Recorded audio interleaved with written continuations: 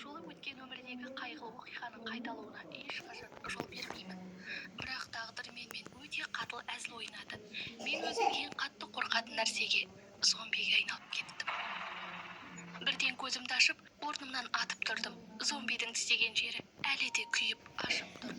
2026 жылдың 26 желтоқсаны мен шынымен өткенге оралдым. Зомби вирусы таралуына тура жарты ай қалғанда, сол сәтте телефоныма хабарлама келді. Ашырасайық. Өткен өмірімде дәл осы күні 5 жыл бірге жүрген жігітім Ленчуан ешқандай себепсіз менімен айырылысатынын айтқан еді. Мен қайта-қайта қоңырау шалып хабарлама жазып себебін сұрадым. Бірақ жауап орнына тек суық үнсіздік пен оқылған хабарламалар ғана қалды. Ата-анам менің қайғымды ұмытсын деп, теңіз жағасындағы Хай қаласындағы қыдыруға апаруды ұйғарды. Мен амалсыз келістім. Мысығы Мимиді жануарлар панасына қалдырып, олармен бірге жолға шықтым. Бірақ ешкім біздің Хай қаласына барғаннан кейінгі екінші күні зомби вирусының бүкіл елге тарайтынын білмеді. Әкем мен анам мені құтқарамын деп зомбилердің қоршауында қалып қаза тапты. Ал мен де ақырында аман қала алмадым. Бақытыма қарай тағдыр маған тағы бір өмір сүруге мүмкіндік берді. Бұл жолы мен ата-анамды да Мимиді де міндетті түрде қорғаймын. Дірілдеген қолмен үйге қоңырау шалдым. Алло, Сяои, таңертең не болды? Жұмысқа бармадың ба? Анамның мейірімді дауысы естілді. Анашым, сен де әкем де ешқайда шықпаңдар. Мен қазір жолға шығамын. Түске дейін жетемін. Не болды? Біреу ренжітті ме? Жұмыста мәселе шықты ма? Анашым, қазір сұрамаңызшы. Менде бәрі жақсы. Үйге барған соң бәрін түсіндіремін. Тек екеуміз міндетті түрде үйде күтіңіздер. Жарайды, қызым. Ешқайда шықпаймыз. Сені күтеміз. Телефонды қойған соң чемоданымды шығарып бірнеше ауыстыратын киімдерімді салып тастадым. Сол кезде аяғының жанында отырған Мимиді көрдім. Ол үлкен дөңгелек көздерімен маған қарап, ақырын пырылдап отыр екен. Жүрегім елжіреп кетті. Өткен өмірімде оны жалғыз панажайда қалдырғаным өмір бойы өкінішім болып қалған еді. Түстен кейін сағат 2-лер шамасында ауылға жеттім. Есік ашып, ата-анамды аман-есен көрген сәтте көзіме жас келіп, еңіреп жылап жібердім. Анам қолындағы жұмысын тастай сала мені құшақтап алды. Не болды? Біреу ренжітті ме? Әлде Ленчуан саған бірдеңе істеді ме? Әкем де орнынан тұрып қасыма келді. Қызым, қандай мәселе болса да айт, біз сені қорғаймыз.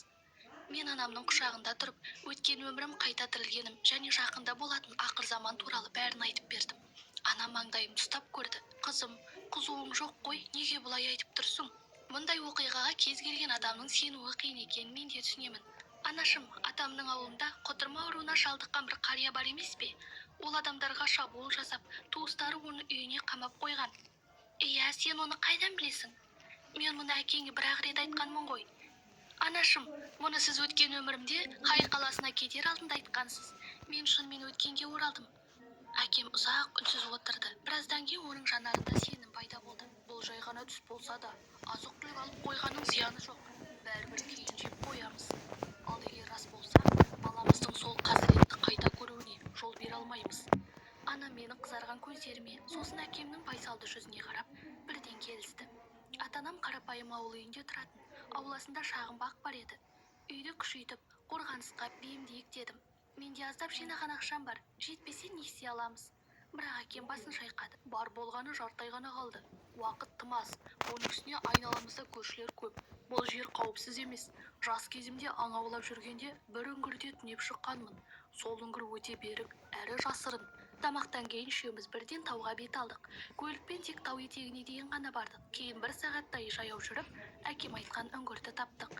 Бұл тау өте үлкен болатын. Бұрын мұнда қабандар жүретіндіктен ауыл тұрғындары ішке терең кірмейтін. Тек шет жағынан саңырауқұлақ пен жабайы шөп теретін. Үңгір қалың орманның арасында жасырын орналасқан екен.